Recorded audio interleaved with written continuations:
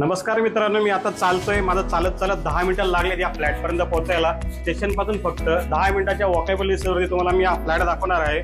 मित्रांनो, बदलापूर स्टेशनपासून फक्त 10 मिनिटाच्या वॉकेबल डिस्टन्सवरती तुम्ही जर 1 and 2 BHK सर्च करत असाल तर हा व्हिडिओ शेवटपर्यंत बघा, कारण हा 1 BHKचा master bedroom flat 750 square foot आहे. हॉलमध्ये तुम्हाला इथे POP फॉल सिलिंग सुद्धा मिळणार आहे आणि एंट्रन्सला तुम्हाला सेफ्टी डोर सुद्धा मिळणार आहे.